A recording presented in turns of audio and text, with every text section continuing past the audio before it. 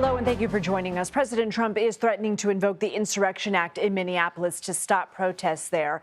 Anti-ICE protests have grown in the past 24 hours after a federal agent shot a Venezuelan man in the leg last night. He's expected to be okay. Officials say that man was the primary target of the arrest operation and that he struck the officer with a shovel. This shooting comes exactly 1 week after an officer shot and killed 37-year-old Renee Good in Minneapolis. Protests have continued to grow since then, expanding last night and into today. In a Truth Social post this morning, President Trump said, quote, "If the corrupt politicians of Minnesota don't obey the law and stop the professional agitators and insurrectionists from attacking the patriots of ICE, who are only trying to do their job, I will institute the Insurrection Act." Minnesota Governor Tim Walz spoke last night, urging people to protest loudly and peacefully while blaming the federal government for, quote, raining down chaos and disruption. Folks, I know it's scary, and I know it's absurd that we all have to be defending law and order, justice, and humanity, while also caring for our families and trying to do our jobs. So tonight, let me say once again to Donald Trump and Kristi Noem, end this occupation. You've done enough. CBS News national correspondent Lana Zak joins me now from Minneapolis. Lana, what more have we learned about last night's shooting? Hey there, Lindsay. We now know the name of that Venezuelan national. It is Julio Cesar Sosa Celis. We understand from our sources of the federal government, they say that he was fleeing arrest and that the officer was acting in self-defense after he attacked the officer with a shovel or a broomstick. He also barricaded himself inside an apartment with two other men.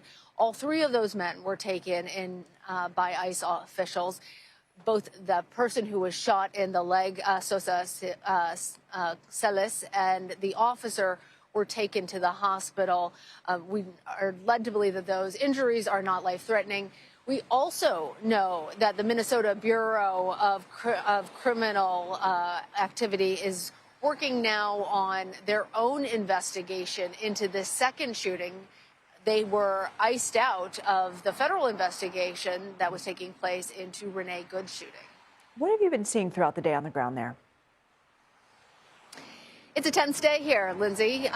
We have seen students walking out. We have seen protests that have grown outside of the Whipple Federal Building with federal agents trying to disperse the crowd with pepper spray.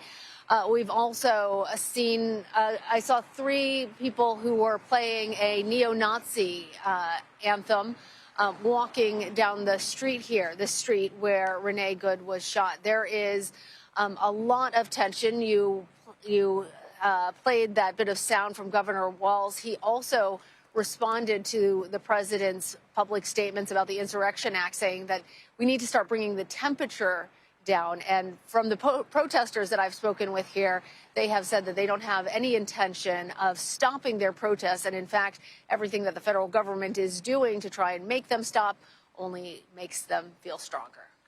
Lindsay. Lana Zak, thank you.